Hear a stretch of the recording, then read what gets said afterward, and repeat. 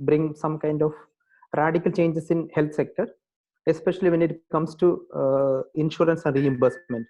I heard that many insurance companies are planning to introduce artificial intelligence to verify the claims. So it's better as to understand the way how to be diagnose the cases and how to record it in the insurance, then how to do the billing. Then I thought of why can't we discuss in a group, like since we are all practicing doctors here and very less insurance supporting us in direct billing. I think in homeopathy only there is direct billing. In Ayurveda, I don't know whether they are doing this direct billing, or I think it's only reimbursement. So when we submit the reimbursement for claims, many times many doctors are complaining that the insurance company is what you call, they are rejecting the claims, or they are doing some kind of their that's called a fraud assessment, their fraud, and any misuse or any kind of insurance wastage also happening. So this will become more stringent and active in post-COVID era.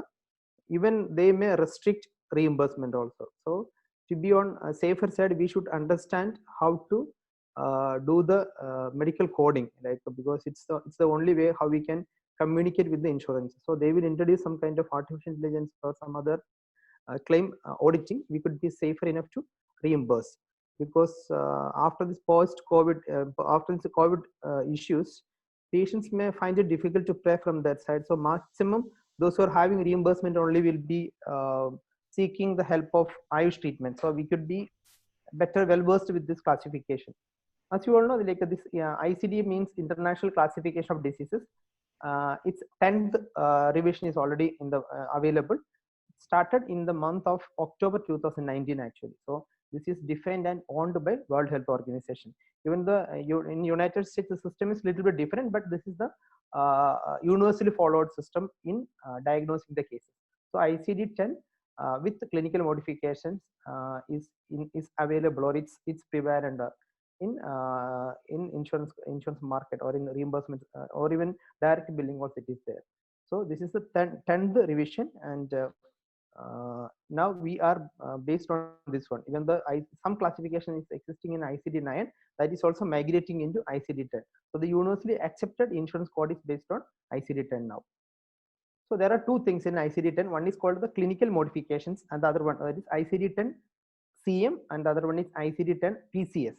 The CM is clinical modifications, and PCS is procedural coding system.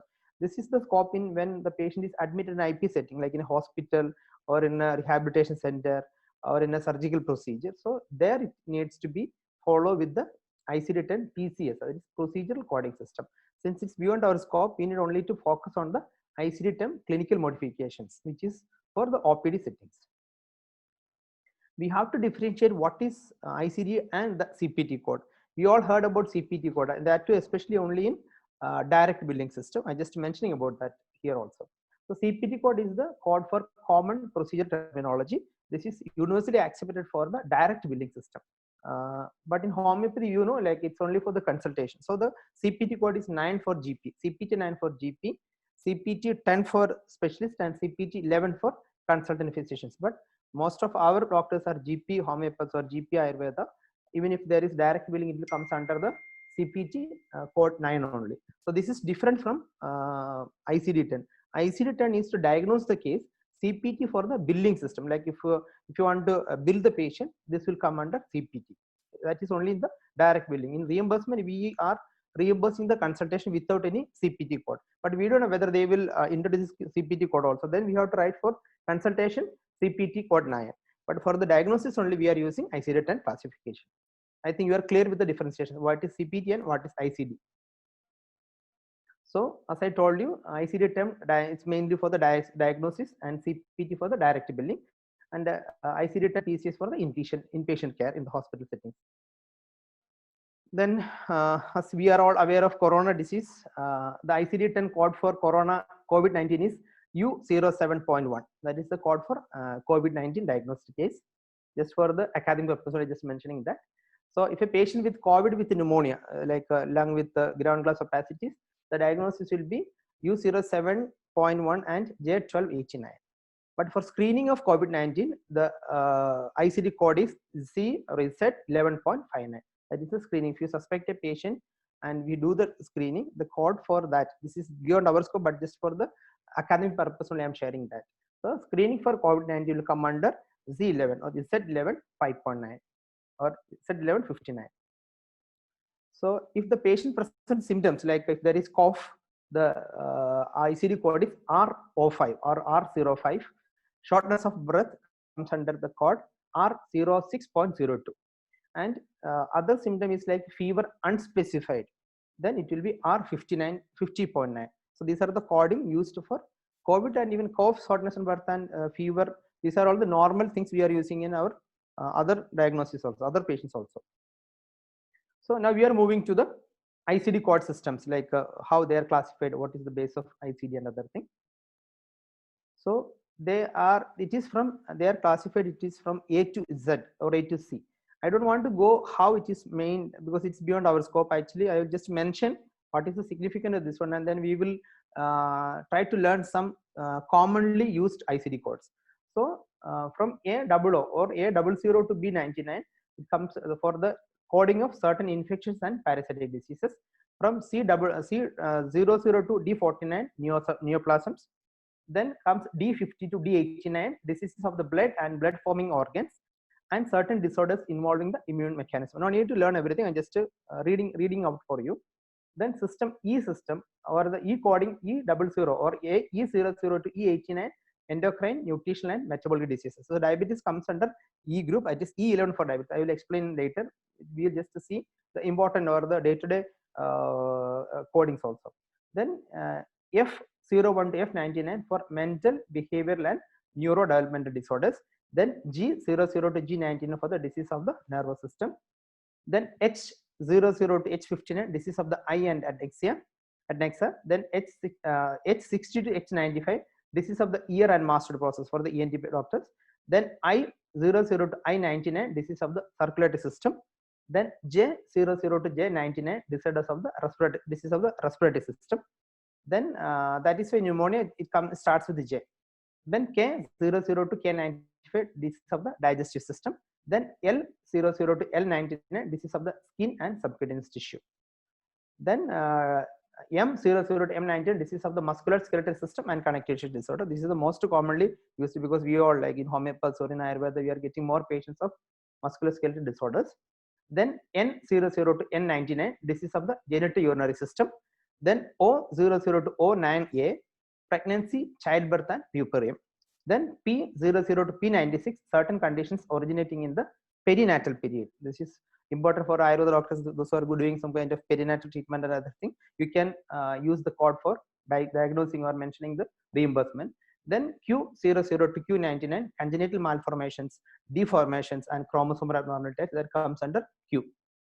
Then then R00 to R99, symptoms, signs, and abnormal clinical and laboratory findings not elsewhere classified. Then S00 to T88, injury, poisoning, and certain other consequences of external causes. Then U00 to U85, codes for special purpose. So that is why we have seen COVID-19 is classified under U07 because it's code for the special purpose thing. Then V00 to Y99, external causes of morbidity.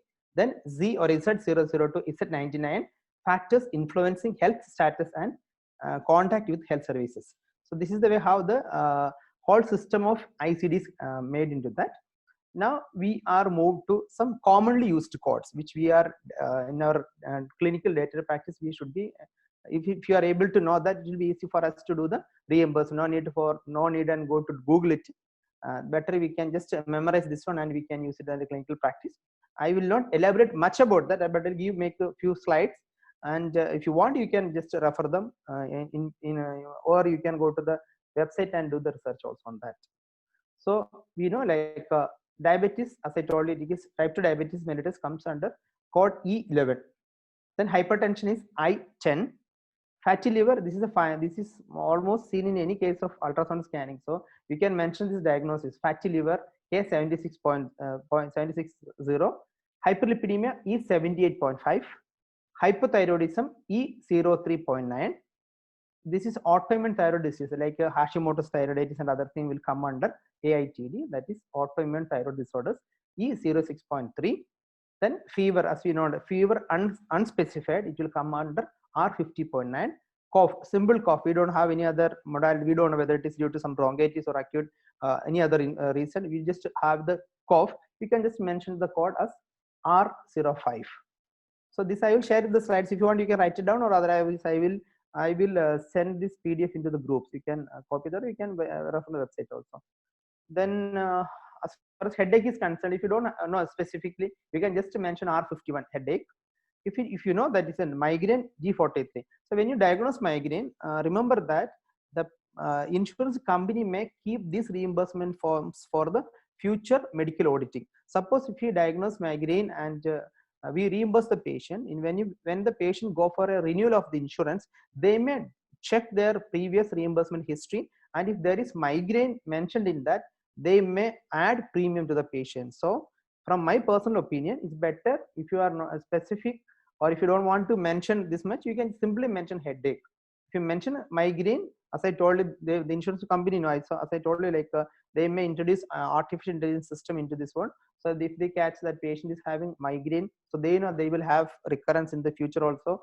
So the premium may go high also. So just to remind you, I'm just mentioning that. Or other headache syndromes, like we don't know whether it is migraine or other headache, then you can mention the code G44. Then acute sinusitis comes under J01. Then chronic sinusitis J32.9. So these are related to the head. Then to the respiratory system, acute bronchitis, due to you don't need to mention any other causes. You can just simply write acute bronchitis, and you can use the code J20.9. Then unspecified chronic bronchitis is J42. It is always to be use the common code like unspecified, or they will say NOS, not otherwise specified, NOS. So it is better to be otherwise we have to do the laboratory findings, or we have to do the culture, whether it is a bacteria or a virus or due to some other allergens. You can mention the unspecified one, so that will be more safer as far as we Ayush doctors are concerned. So it's like better to use the code J42 if it's a recurrent bronchitis, it's like a chronic bronchitis. Then allergic rhinitis, you can use the code J30.9. When in allergy also, as I mentioned you, like if the patient is reimbursing frequently, when the renewal comes, they may also affect that, or you can use other codes also in that. So allergic rhinitis is J39. Then asthma is J45. Then one more classification is there, unspecified asthma uncomplicated. You can use the code more specific J45.909. But you can just mention J45 also. These are all like some variations only. The second one, the unspecified asthma uncomplicated, is J45.90. This is more into the respiratory or pulmonologist. We can simply write asthma using the code J45. Then if you specifically see that there's a caffeine asthma, you can use the code J45.991. This is making more specific. I personally say it's more better use more unspecific one, like an asthma, instead of using caffeine asthma. But if you are specific that the patient is having caffeine asthma, definitely yes, of course you can use the code J45.991. So these are the normally used one. There are other things for bronchitis and other things that you can refer later, but these are the commonly we are seeing in our clinic settings. Then when it comes to the GIT, if the patient is present with the vomiting and nausea, it's unspecific. We don't know what is the reason, maybe food poisoning, or it is due to some other issues, or it is migraine or anything. If the presenting complaint is vomiting and nausea, unspecified, you can use the code R11.2. So instead of specifying it, you can just mention nausea and vomiting. So use the code R11. Instead of diagnosing it as gastritis or food poisoning and other thing, based on the symptoms also. So I was also very specific in diagnosing the cases and using the diagnostic codes. But now I find it is better to use the symptoms and put the diagnostic code for that, rather than diagnosing specifically, because if it's a specific diagnosis, sometimes they may ask a report from us also, even for the reimbursement. So the claim auditing may come after few months. So better you should keep all the details of the reimbursed patients. You should keep the files there. The insurance company can even ask you, even after 1 or even up to 5 years, they can do the auditing on the insurance, means the reimbursement claim forms. So better for the sake of insurance, you can use the unspecified one rather than the specific one. So for diarrhea, if it's like just a loose motion, you can use diarrhea unspecified, use the code R19.7. Then irritable bowel syndrome. This is very common nowadays. Even in females also we are seeing IBS. So you can use the code K58.0. Then abdominal pain, sometimes there will be severe, only pain in abdomen, you can use the code R10.9. Then if it is specifically gastroesophageal reflexes or GERD or reflex esophagitis, you can use the term K21.0, but there are other divisions for with esophagitis, with esophagitis. But better you can use, if you suspect GERD, you can use this K21.0 or K21.0. Then simple gastritis, you can use K29.70, even, or you can use the symptoms or the signs of the patient, or you can more specific into that. Use, if it's gastritis, you can use K29.70. Then dyspepsia, this is very common nowadays. That is, and that is not otherwise specified. Dyspepsia only, the patient with some kind of bloating, heaviness, gassy feeling in the abdomen. You can use the diagnostic code of R10.13, that is dyspepsia. Or someday you complain that is not reflex esophagitis, but some kind of heartburn, what is a burning pain in the chest, other than not the cardiac one, is reflecting the esophageal complaint. But you are not sure whether it is GERD, you can use heartburn and use the code R12. So R12 for heartburn, dyspepsia not otherwise specified R10.13, gastritis K29.70, GERD, if you are sure about it, use K21.0. Simple abdominal pain use, you can use, especially in children we can see the abdominal pain, but it's not specified one. Better use the code R10.9. Then IBS K58.0, simple diarrhea, unspecified one, R19.7. Vomiting and nausea, either for vomiting or for nausea, the same code R11.2 you can use for that. Then when we move to the skin, and I know it's more important for homeopaths and Ayurveda, especially for homeopaths. So I have mentioned this diagnosis. Simply you can put that. And if it is an allergic dermatitis, L23.9 will do. If it is an eczema, L20.84. If it's an atopic dermatitis you are suspecting, L20.9. If it's psoriasis, it is L40.9. In skin, you can see the end digit will almost 9 in almost. Allergic dermatitis 32.9. Atopic dermatitis is L20.9, psoriasis is L40.9, then urticaria is L50, alopecia is L63.9. It's viral warts. You can put the code B07. Even why it comes as B, because it's an infection. Virus is an infection disease. That is why it comes under the group B. Then molluscum contagious, you can put B08.1. Acne, you can put L70.9. And candidiasis, you can put B37.9. But acne will not cover under reimbursement. If you are putting acne, you should put some other diagnosis of the patient in order to cover for the insurance. So as I told you, like you can see the end digits comes under, mostly in skin complaints, it will come the last digit will be 9. So just write it somewhere there, then it will be easy for you, no need to Google it and lose your time also. So psoriasis L40.9, and then acne, like that. This just a normal day-to-day practice we are seeing that kind of diagnosis. Then when it moves to the gynecological system, I just mentioned only 5 most important one. Polycystic ovarian syndrome, PCOS, there are sub classifications, but simply you can put E28.2 for the PCOS. Then endometriosis, without mentioning any specific sites, you can mention N80.9, but this specific diagnosis will require some kind of supporting documents. Or you can simply put some kind of dysmenorrhea, N94.6, or if it's a fibroid uterus diagnosed one, D25.9 will do, but there are other classifications, sub-classifications, like based on the location of the fibroid, but generally you can put this code D25.9. Then if the based on the symptom menorrhagia, you can put N92.0. When you are going for a specific diagnosis, better it should be supported with the either laboratory findings or some kind of ultrasound findings and other things. So these are the common codes which we can use in gynecological cases. Then in benign prostate hypertrophy, the code is N40. Just remember N40, because majority of the men it start at the age of 40. So men 40, that is N40 for the BPH. Then renal colic or renal stone, you can generally use the code N23. Even though there are subdivisions like right renal stone, left renal stone, but even you can write N23 for not specifying any sides of the but renal colic or renal stone will cover under N23. Then simple colic, if it is due to not what you call abdomen, not a stomach problem, it can be an abdominal problem, you can use this code for the colic. The patient complaining some kind of pain, you don't know whether it is an abdomen due to what you call renal cause or due to some other spasms, then you can mention simple colic, you can put R1083. Then UTA, it is N39.0, or you can simply write N39 for the urinary tract infection. So BPH N40, renal colic or renal stone N23, simple colic you can write R1083, and UTA you can use N39.0. Then the throat, when it comes for the acute tonsillitis, better to use the unspecified one. Otherwise they will ask you for the specific report like a culture test and other thing. So you can mention acute tonsillitis and use the code J03.9. Then if it's a chronic tonsillitis, use J35.01. Otitis external, that is an external infection or inflammation, you can use H16.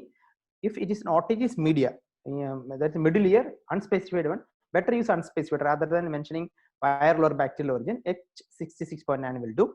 Then simple throat, when the patient is complaining throat pain, it can be pharyngitis or tonsillitis, but it's not clearly evident, you can simply put throat pain and the code R07.0 will do in such cases. So acute tonsillitis unspecified J03.9, chronic tonsillitis J35.01, otitis externa H60, otitis media unspecified H66.9, then throat pain R07.0. These are the commonly used ENT codes. Then it comes to the pain. So any kind of chronic pain, they have described all types of pain there. If it's a simple chronic pain, you don't need to specify it. You can simply use the code G89.29. Some patients will complain, I have pain here, there, everywhere. So better you can use a chronic pain and use the code G89.29. Then if it's a neck pain, you can use the code M54.2. If pain unspecified, we don't know the exact location, similar pain like a chronic pain, you can use R52.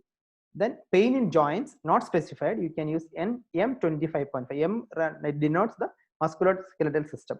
So pain in joints, they have pain in different joints. If you don't want to mention like the right, I'll explain. I will show the slides for that also, like knee, shoulder, and other thing. But if it's a general pain in joints, especially in some viral fevers, they will have pain in joints. So you can add this point also, pain in joints, and then put the code M25.5.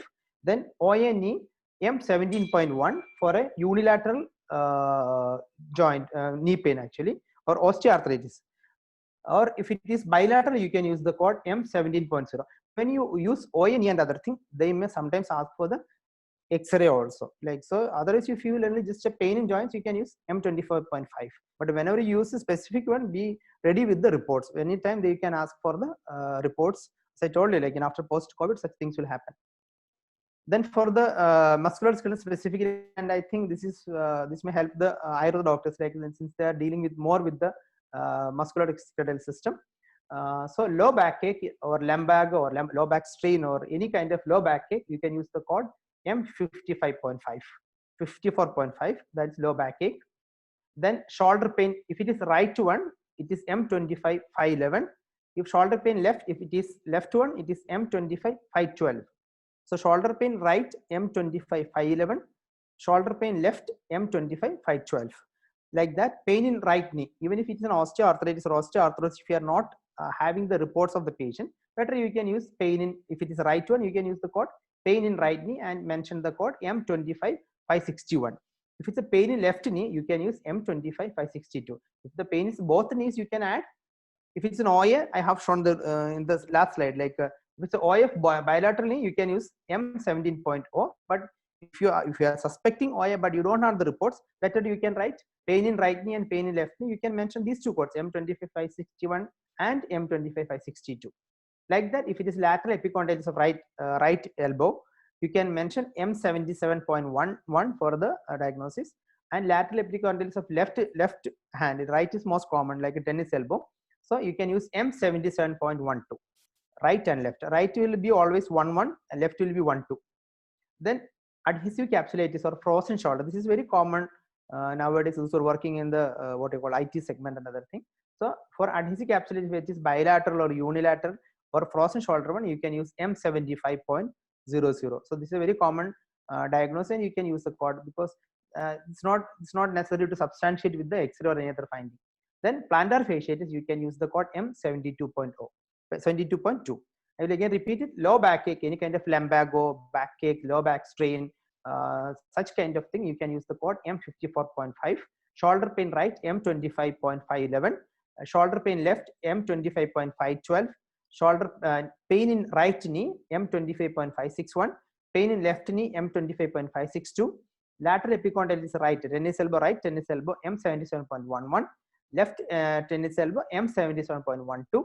Adhesive capsulitis or frozen shoulder, you can use M75 irrespective of the side of the affection. Then plantar fasciitis, you can use M72.2. So I just mentioning like since we have more locomotor system musculoskeletal disorders, it is there.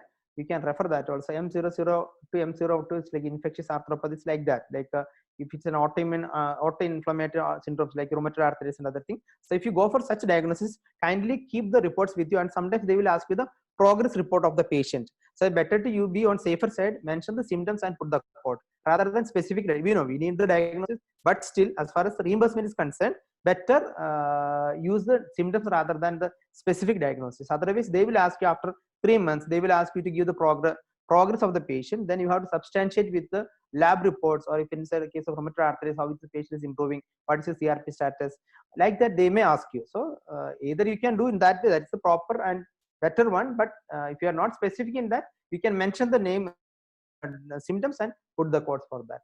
So osteoarthritis, it comes M15 to M19. Then other joint disorders 20-25 like that. Even systemic connective disorders comes under M30 to 36. Spondylopathies will be N45 to M45 to M49. Then M60 to 60 disorders of the muscle, fibromyalgia and other things comes under this one, like that. Chondropathies and then other muscular. I just mentioned this one here. So I know, like generally what we are doing, we will just Google it. We want to find a simple code, we will go and Google it. You can stop that, and instead of that, you can use this website www.icd10data.com. Then you can simply search and you can find the code rather than going for the Google. So just keep this website in your mind, icd10data.com. So when you enter, I just mentioned plantar fasciitis. So this will be like this one. This website will be icd10data.com. Just put the keyword and do the search, then it will come down. Then you can choose the plantar what, or is plantar fascial fibromatosis. Then you can see how much of the diagnosis is given there. So even though these are the diagnosis, the code is the same. So you can do one thing. It should be specific. Mention the diagnosis with the code, plus you should be written that also. Then only it will be differentiating. So you can use this website icd10data.com rather than Google. icd10data.com. And then do the search and you can find the codes. So so you can reimburse your patients happily. They will be happy and you will also be happy. Thank you so much for the patient listening. I know it's like it's not so much elaborate. I just guiding you, like so you can also do by yourself. Just memorize this website or the other codes which we shared. You can just write it down in your clinical practice, just to see what type of cases are coming to you more commonly. Just write it somewhere or keep it like a note on your laptop, so that will be easy for you to do the reimbursement. I think we almost took 30 minutes, and if you have any doubts, you can ask me. Doctor, regarding this poor, like complaining of poor appetite in children, any see that you do one thing. There are like see, generally we can put it as dyspepsia or something like that, but we can just because sometimes these codes may not be covered under insurance. So for example, acne is a common one, but that's what I told you. If they incorporate A into this one, then once we suggest this one, no. So better poor appetite is not a diagnosis for the. You can mention the what the symptoms there, but try to avoid that when it comes for the diagnosing with the codes actually, or fail to thrive, it is there. But yeah, but in such cases we have to substantiate it with the reports. Okay. And one more thing, doctor, like if sometimes they are coming, like they have taken treatment, and generally they come for any checkup like that. We have come just for a like make assure that like what all steps to be taken, or general checkup sort of thing. Now, like maybe he was the patient was taking some medication, now feeling much better. So, but then generally came to take some like general checkup. Like for that, any particular. See, so far reimbursement is concerned, this is only for an ongoing disease process. General checkup is not covered under reimbursement schemes. They don't have any because in direct billing system there are like before it was there even for the vitamin D check and other thing. But as far as reimbursement is concerned, this is to be done only for the patients who is having. We don't have any wellness in that actually reimbursement schemes. We have Why I asked is because sometimes no, we we have to for that we have to write something absolutely else. So that is what I asked. Like, is there anything to put it for real? Like, we can mention the diagnosis of the patient for which they are currently taking the treatment. But this is a given question. Like, suppose if a patient is taking treatment, for example, diabetes, they are taking insulin or their tablet, and they are kind of coming and consulting you for diabetes again. Till now there is no problem, but I told you, like, when it goes further, like with the A and other thing, definitely they will ask you why you are treating again diabetes since the patients on diabetes medications. These are some kind of real challenges which you are going to face. So in such cases you can mention some other thing. See, and headache also and pain is very common, no? So, see, doctor, also one more thing which you told, no, which we find, in most of the cases, no, we can put only migraine only, no, because the migraine cases, they will come for the follow up, like for absolutely. So if you put headache, no, then again, if you all the time if you put headache, they will ask, so it's better to put migraine only, right? See, in one way migraine is safe because they can go for a regular treatment. But when after 1 year, when the patient goes for a renewal of the insurance, sometimes what happens, since the patient is a chronic patient with migraine, they will go for a regular consultation. So they may add the premium on the patient. But for as far as doctor is concerned, for a regular headache patient, otherwise they will ask 3 or 4 months for the evaluation. Or then they may ask, why don't evaluation is done for the headache?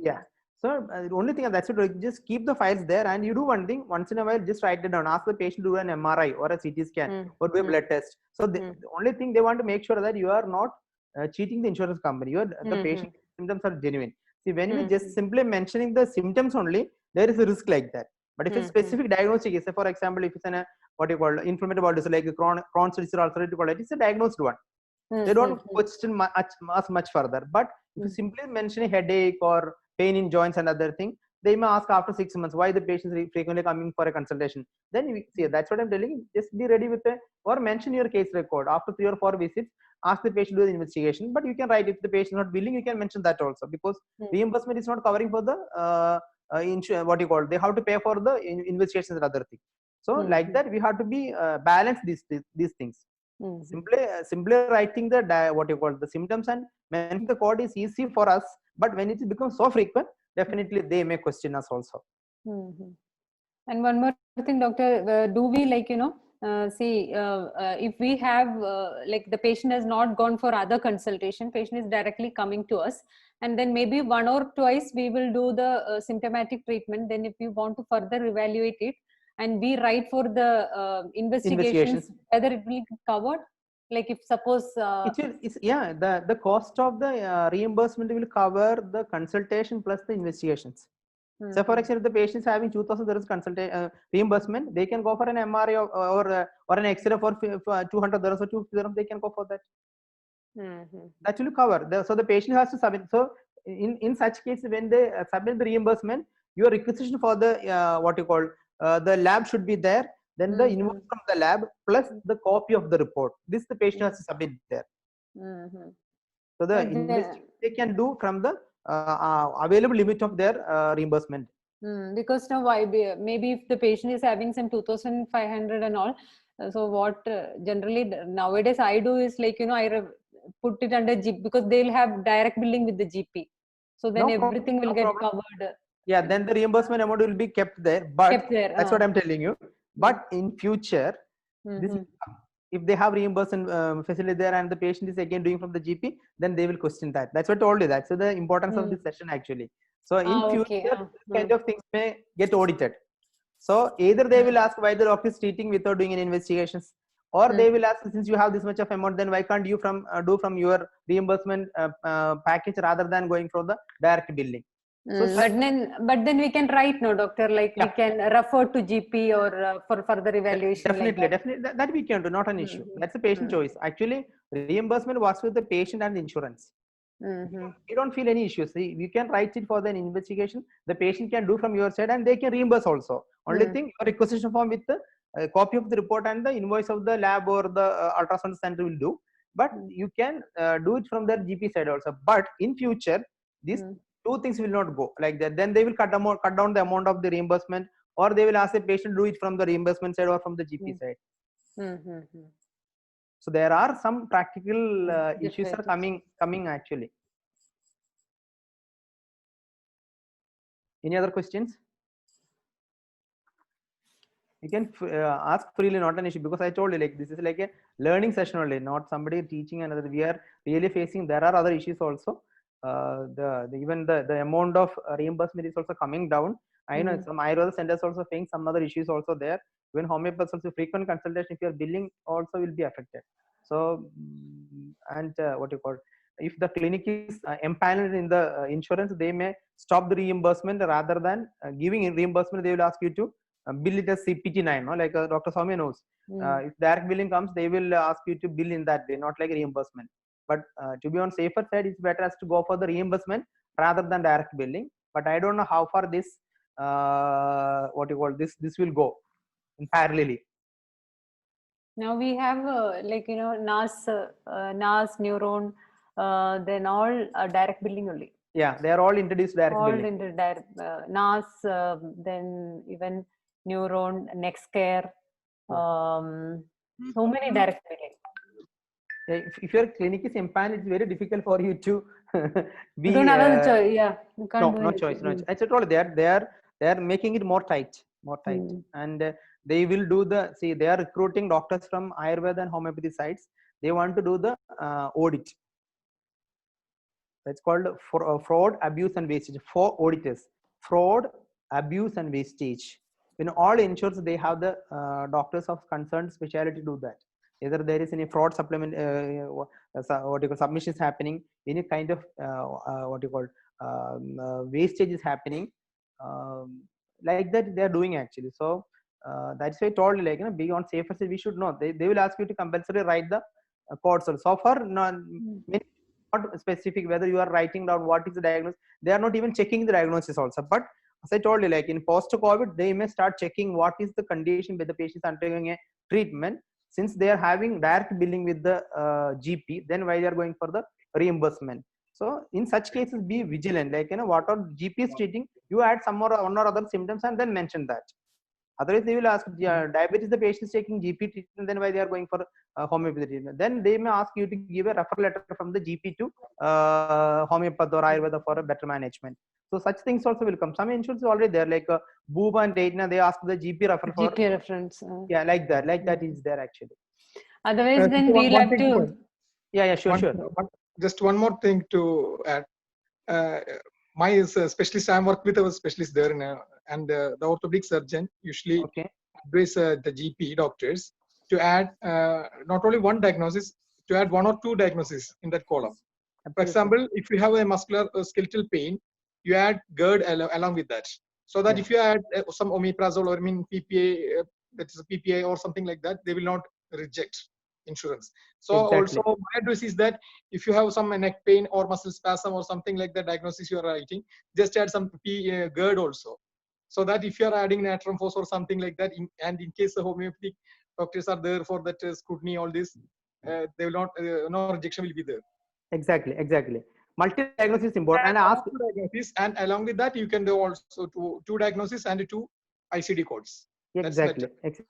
At omeprazole, they are writing GERD. They are asking to write because they want to write with the painkillers. They want to write this omeprazole. So that is the reason they are asking to write the GERD. But we can also write. We don't require, no. We don't give any. Some medicines we can do. No, it's better. We can put 3 diagnoses, not an issue. And as Dr. Shaili said, no, just be on safer side. Then if they reject one, also the other 2 will be there. And do one thing. Ask the patient to keep one copy of the reimbursement with them. Sometimes the insurance will directly call them and ask, you visited Dr. Shali for what purpose on this date? What was your complaint? So this kind of audits will be happening. In near future it will come. So tell them, and if you say simple backache and other thing, anybody can write it, but be sure that the patient is also aware of that. Otherwise, if they are asked, they see, because till now the responsibility is on the patient only, but they will make it, we are also responsible for that. Now it's like we can say the reimbursement from the patient side, but to be on safer, we should be aware and we should teach the patient also. So, like Dr. Shali said, write 1 or 2 more plus. It's not a problem. Like some dyspepsia, heartburn, backache, joint pain. No need of any excellent other thing. No, like and always. Just in Malayalam, one word is there. Exactly, exactly. No, they are also doing the same thing, no? So we should be vigilant. Now, one thing which I am feeling is like, now the reimbursement company, they will be checking with why so much of prescription of arsenicum album. Yeah. Yeah. That is the next. So why they will start thinking, what is this medicine used for? Yeah. Like, So they, if yeah, the thing is that they will do a faux auditing on arsenic album, that fraud, abuse or wastage, but we can substantiate. We are giving it from the respiratory complaint to the gastric problem, even for anxiety, even for palliative. Since it's a homeopathy, so far not a big problem. But I think in Ayurveda they are facing some other issues there. Even their prescription, their mode of treatment are all being audited by the insurance companies when it comes for the reimbursement. And try not to be because doctor, that amount is very high, no? Their Ayurveda, the packages, their amount is very high, no? So that's why they are more scrutinizing on that.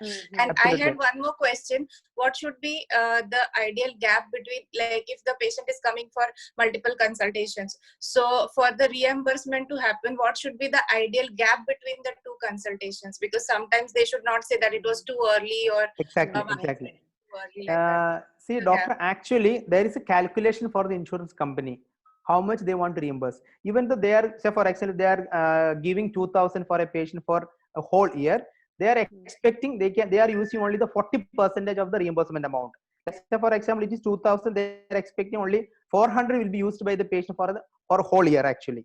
It's a simple calculation, but they have their own different way of calculating actually. So to be on safer side, it's better not to do reimbursement so frequent, like every week. Even though we can bill after 7 days, but every 7th day or every 10th day you are reimbursing, then definitely that will be a problem for the patient's future reimbursement. As you told, like, no, Ayurveda, their bill is high. That is why they are focusing now on Ayurveda. Even there are insurance which is excluding Ayurveda from this reimbursement actually. So this is also reality we are facing now. So better be on safer side. Don't reimburse too frequent. But ideally, if it is a gap of more than 7 days, ideally they should reimburse. Yeah, they have to. As per the agreement between the patient and the insurance, every 7th day, on the 8th day, they can reimburse for the consultation. But if you're doing it regularly, like for example, 6 months every 7th day, then the insurance company will ask you why the patient is coming for a frequent. Then you have to give a medical report and substantiate that. That's not a problem. If in children they can get frequent infections, so you can substantiate with the medical report. Then in such cases, issue a medical report to the insurance company.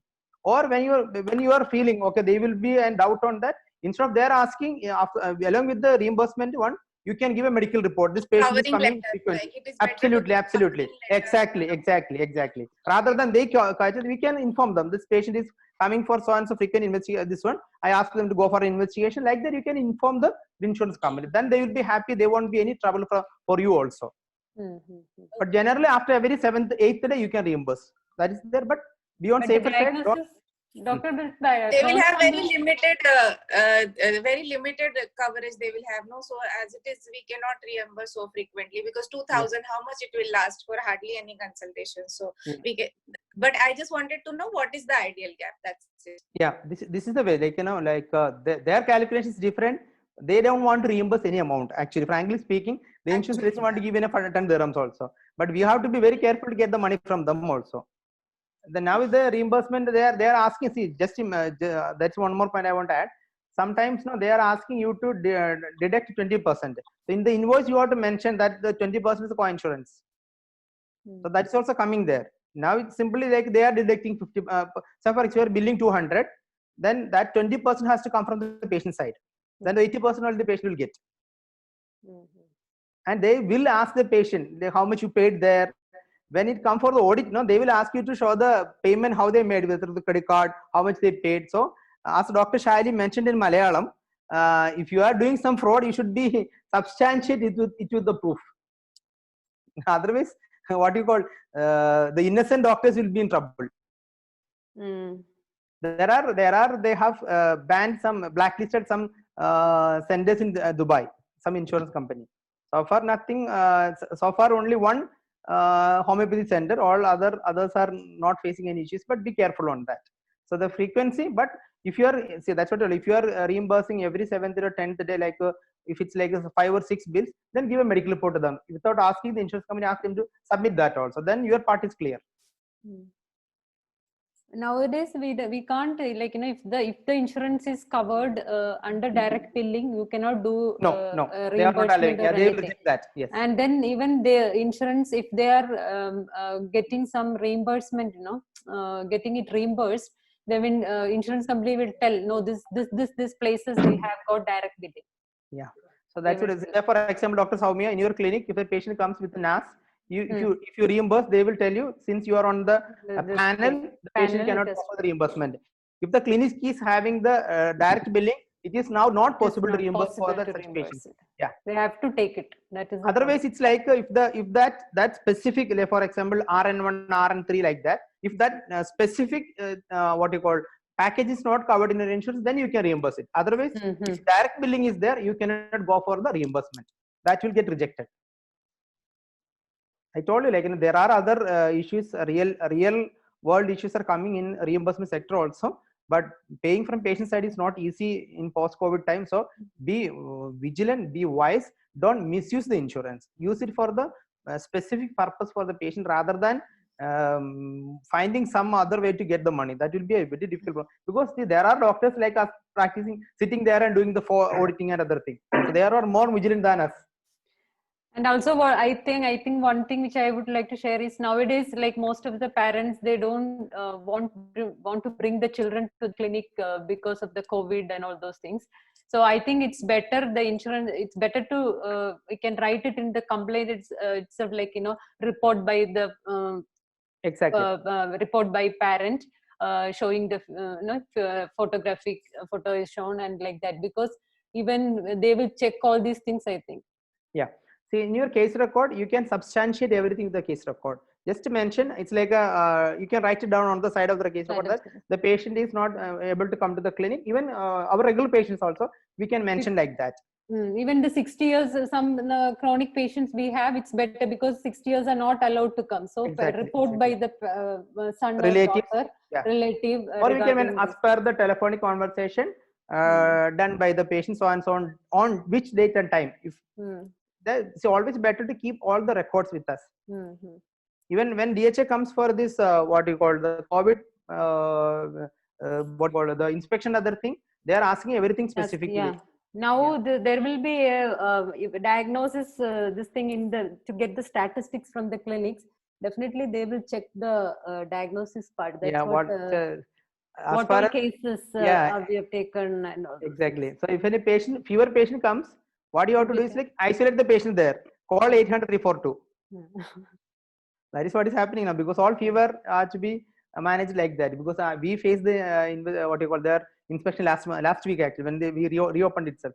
They came and they directed us. They say like that many things, so then we cannot even treat a single common cold also. But for them, that is the way how to approach the cases.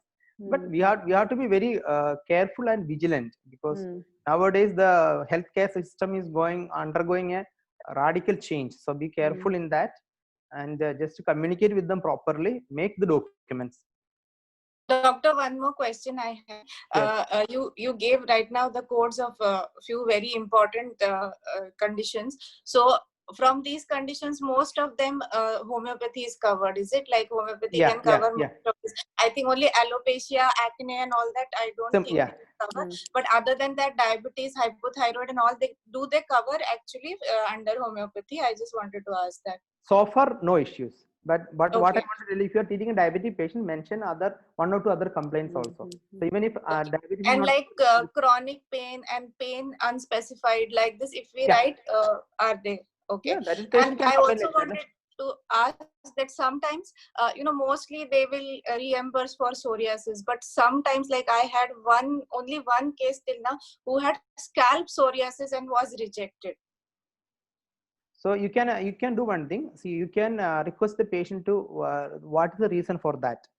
In their policy, we don't know whether psoriasis or any specific skin complaint is not covered or not. We don't know. Second thing, they want to substantiate it with the diagnosis from the dermatologist. Then ask the patient to get a letter from the dermatologist stating that he is suffering from scalp psoriasis. Then you can resubmit that.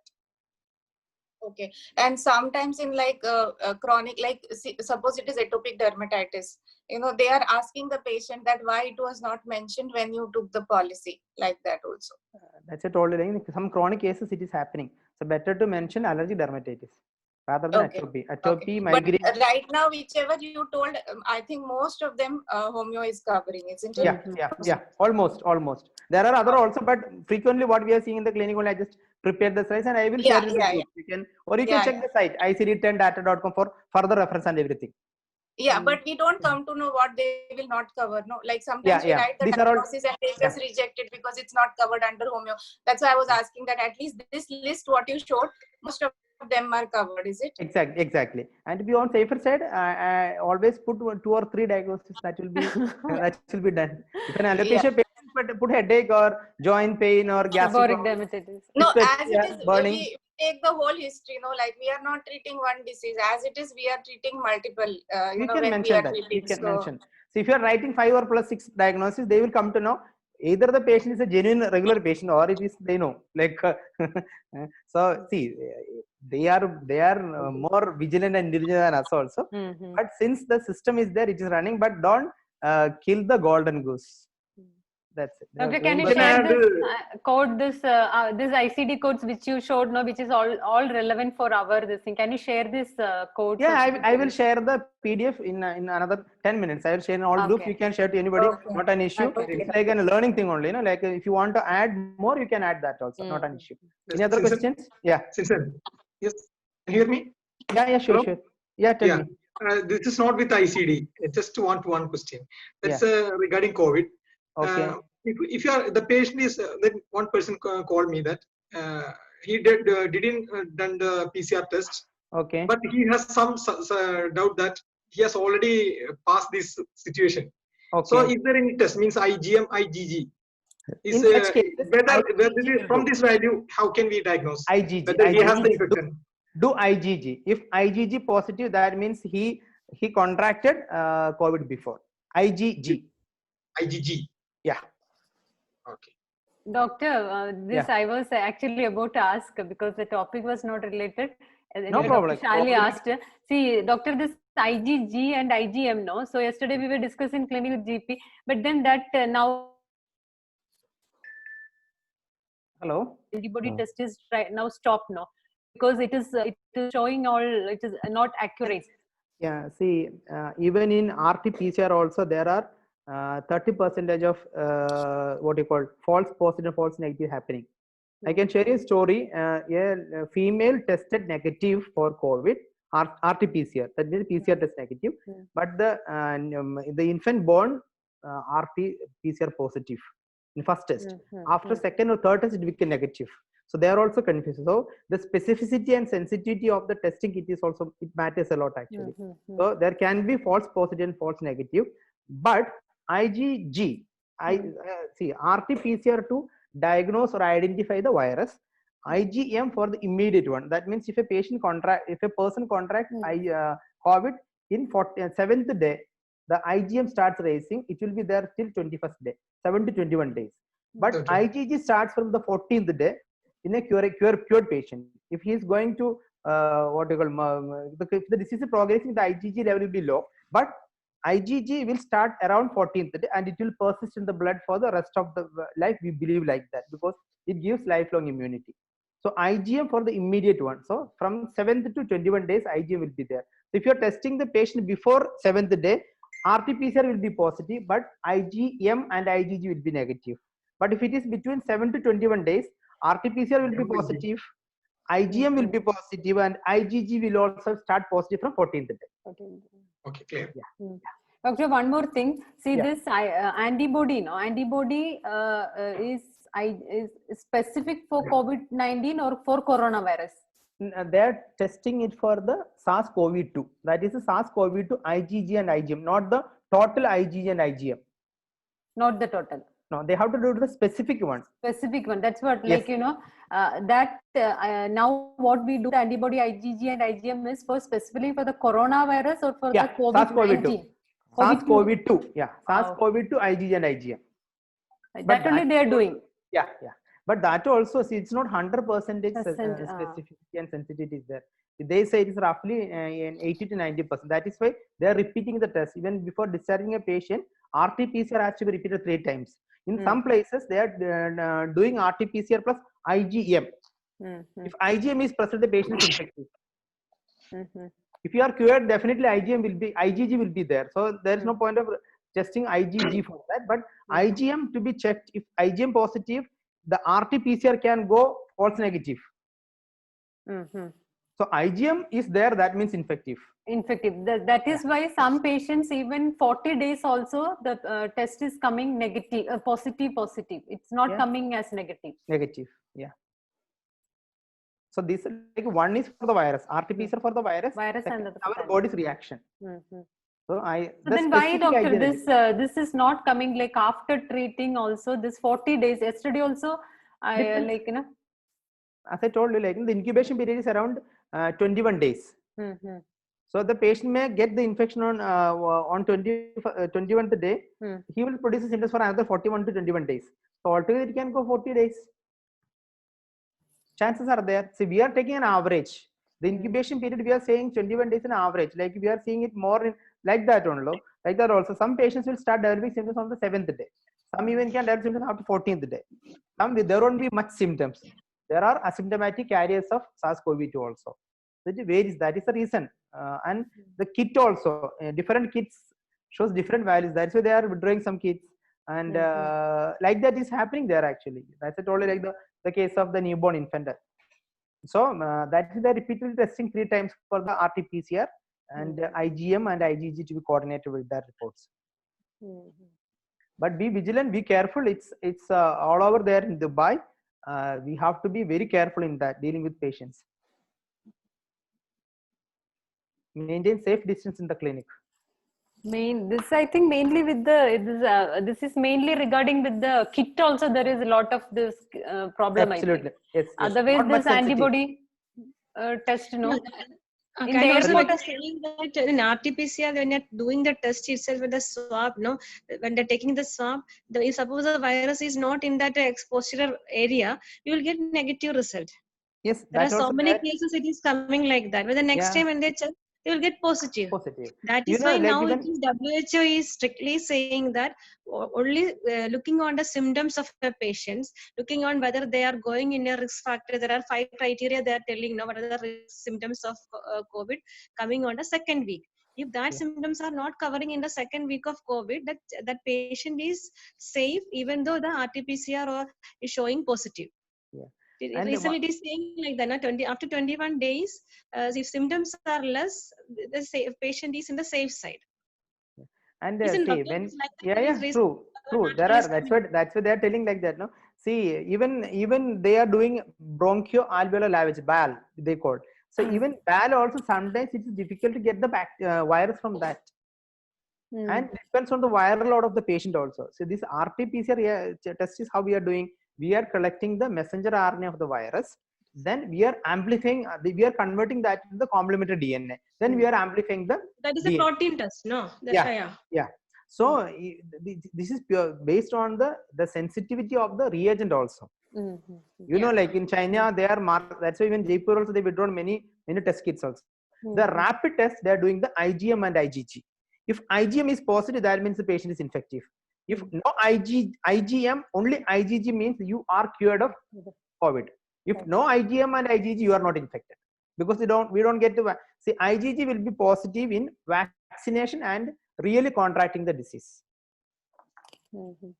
Now this the discharge summary in DHA they are not doing, only if the symptomatically after 1 week the patient is better, but they are not repeating the discharge summary. Discharge criteria is taken out. That no more. The cost of the treatment. The cost of the you can discharge the patient without checking the 2 tests. I think after 14 days, I think, no, if the symptoms are not less. See, now everywhere it is modifying, no? Like mild and moderate cases, be at home. Before actually, even a single case was diagnosed. Actually, 1 week before itself, ICMR already declared that they're not doing the second test, the patient is symptom free. Exactly, because the volume of the volume of test coming, it's not able to cope up with that pressure. The RT-PCR procedure needs 3 days. This is a very very time consuming, and we need a lot of reagents and other thing for fixation and other thing. It's a time consuming, and human resources are required. So too much of patient comes, it's not easy to cope up with that. That is, they're modifying this criteria. That's what I told you, like, better to be on safer side. Take our immune boosters, safe distance, and hand washing and other thing has to be followed. Even our homeopathy doctors, family also affected. Many doctors calling from Kerala, like their husband or their immediate family members are being affected. We all know the situation now. So that's why, even though legally it is not there, we are supposed to help these patients. So far, we can proudly say homeopathy is doing a marvelous job. It's showing its efficacy clearly in such cases also. But these tests, there are some kind of false positivity and negativity is happening there. So that is why the strict criteria is being changed. Since the volume of case comes, it's not easy to do all the tests there. That the patients are complaining. I know one patient is affected, one person with positives in our room, but we are all scared where to go. They are not taking the patient to the other places. So this is like the limited resources and manpower, and the resource limitation is a factor. So we have to cope up with that. The DHA and the police is doing their job well, but if too much of volume comes, then what they will do? And the problem, it will take another 7 to 14 days for the patient to recover. It's not like 1 or 2 days. If it's like if it cure in 3 or 4 days, definitely they can replace them with other patients. But for 14 days, one has to be there. So that is the reason also. So in such cases, homeopathy is able to reduce the duration of the illness. That is also there actually. So let's see how far the things are progressing. So they are making it more the restrictions are lockdown being reduced, but we have to be very careful. Now only we should be more careful. Yeah. Exactly. Now it's open to the community. Keep 2 arm distance from anybody. So this is the thing. Then even Ayurveda also, they are suggesting many things for preventive. That also we can use. Like they are also suggesting. Even our Indian ambassador, they did a press release. That also we can follow with that. So for COVID, any kind of preventive is better than not taking anything. So whether it is Ayurveda, whether it is homeopathy, even you can do some kind of yogic exercise, yoga, breathing exercise better, then sun exposure, some kind of vitamin D. Then these are all one or the other way to help us to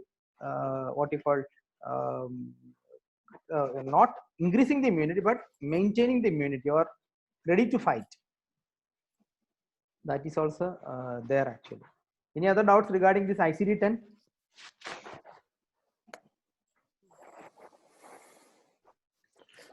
I think no. Okay, then thank you so much. And if you have any other doubts, you can just refer. You go to the website icd10data.com, and I will share these slides there. Then you can just note down what are the frequent diagnoses you are getting. That way we can proceed.